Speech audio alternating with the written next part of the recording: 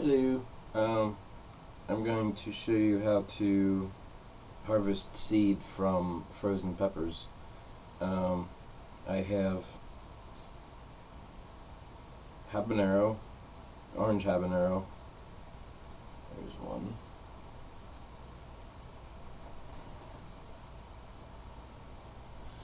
And I have the ahi hot lemon or lemon drop pepper.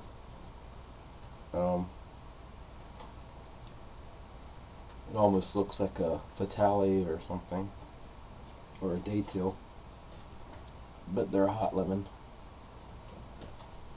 These are frozen right now, so first step is to let them thaw. Okay, I'm back. I adjusted the camera so you can see what I'm doing. They're thawed to the point of where I can work with them. Putting on a glove, because obviously hot peppers are hot when you're working with cutting them and opening them up, exposing the juice and all that. It can burn your skin if you're not careful. Alright, so probably going to do the habanero first. I got paper towels here because it'll be really juicy. If you've ever frozen anything and it thaws, you can relate. So I cut holes in the bottom, of the peppers just to try to get the juice out of them, because I don't want the juice, I want the actual seeds. So, but pretty much what you want to do is cut off the stem and pretty much take a little slither off if I can.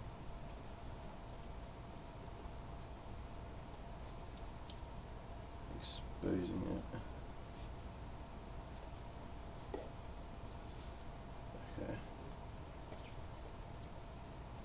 It's really juicy. Alright. You see that? The seeds. That's what I'm after.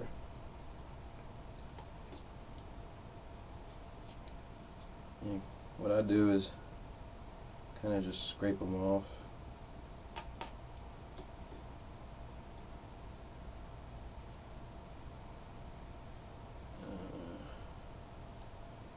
From the flesh, scrape them off.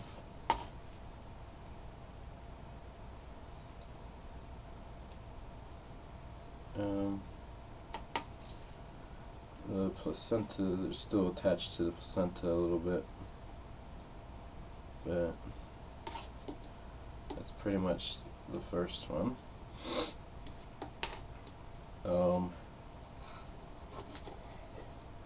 The flesh, I'll probably just put that in a hot sauce or salsa, or just eat it raw.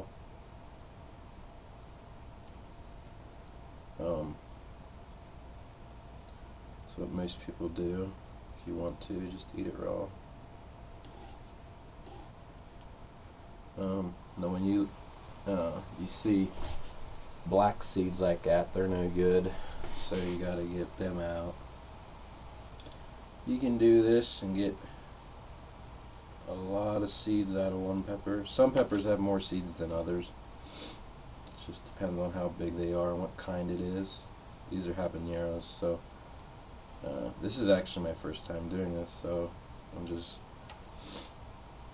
learning as I go how to do this. It's really juicy. This is one way of doing it. There's other ways of doing it. You can end up, it's called fermenting. It actually, you ferment the pulp, pretty much the whole pepper in water, and I think you add a little yeast, but I'm not sure. And what you do is just you just let it sit there for a couple days in a glass jar, and you want to every day stir it once or twice a day to knock the seeds loose from the pulp and the placenta, the white membrane. See, look at all the seeds. Habanero seeds are fairly small. For me, they're not too difficult to work with. Like I said, this is my first time harvesting any pepper seeds from a previously frozen pepper. So I read that the seeds should be viable as long as they're, you know, white and not black or anything.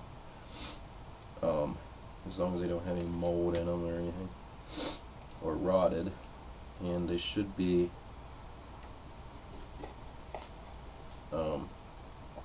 as long as the peppers weren't wet before they were frozen. Ooh, there's a lot of juice there.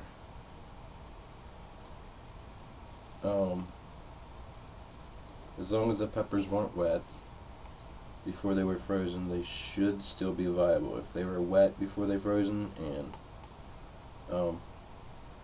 it could be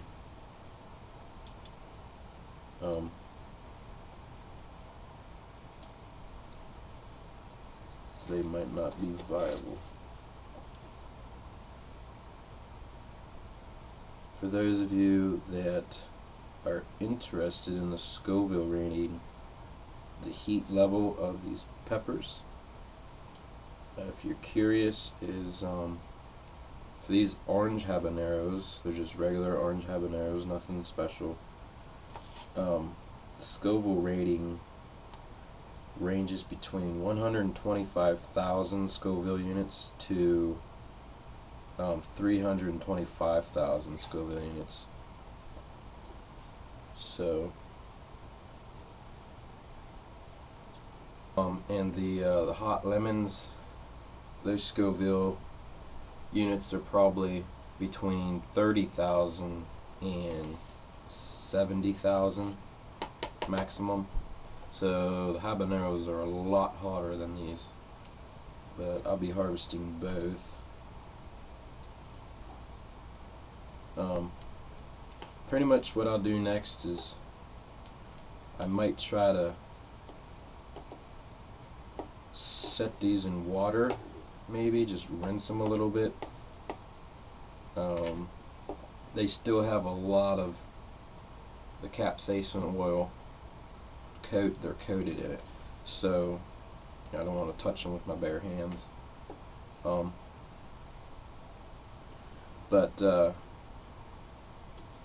Yeah, this is where all the heat's at, the seeds here. So I'm probably going to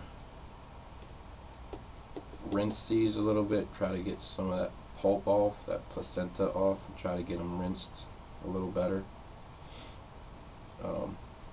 using caution.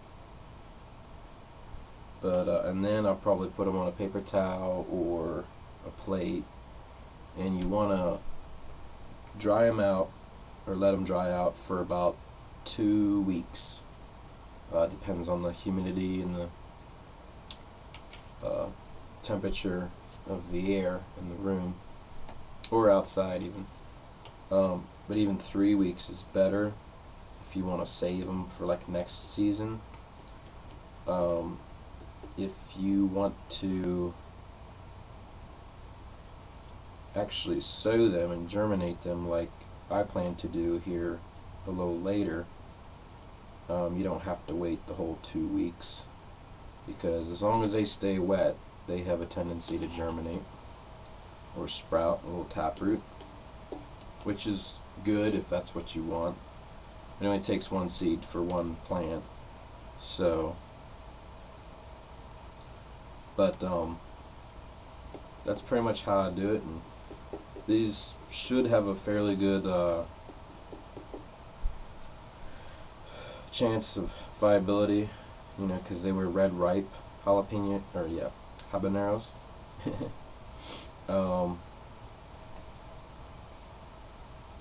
So you know, if they were ripened on the plant, orange, or at least orange to red, they're probably very highly viable. So that's how I do it. And then I'm gonna do these next. So I'm gonna go get cleaned up a little bit. But thanks for watching. Okay. So I got all the seeds harvested as I could. And there's the flesh.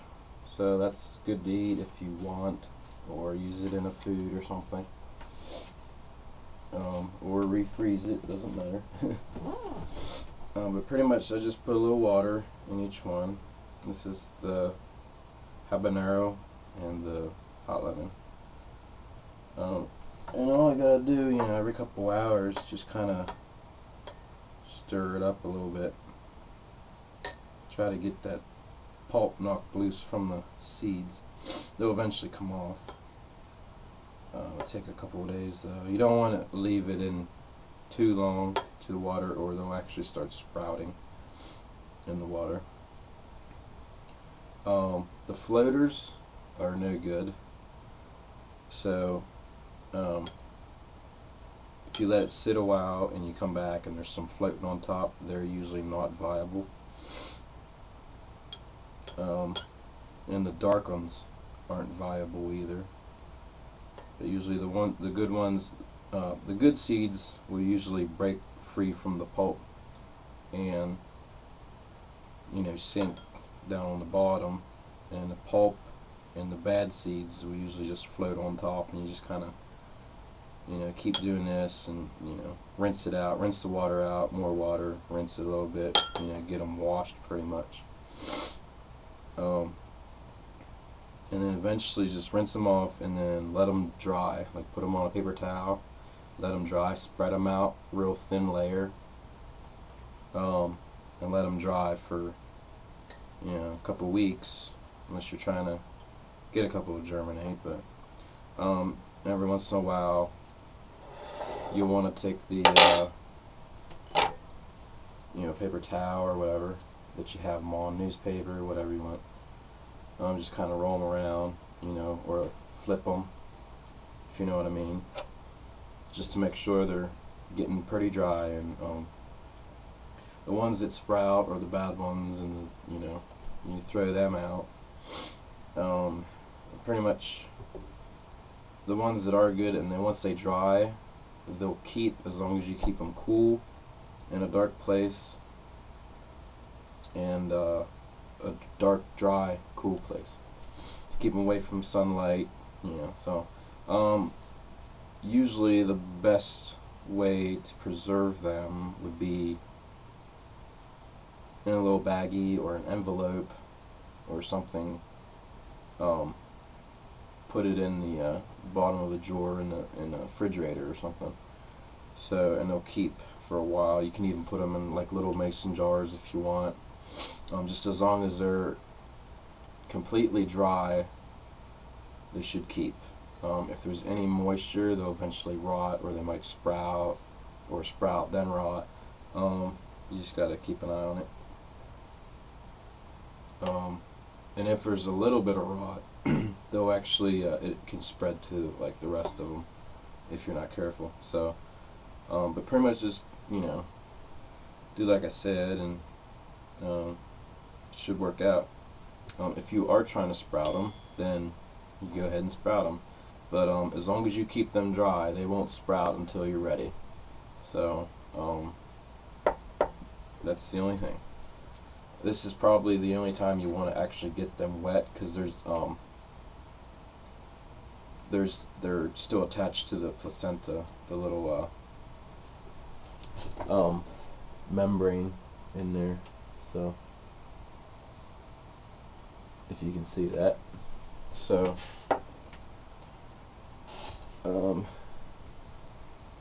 see the floating ones, and then the ones on bottom are probably the good ones.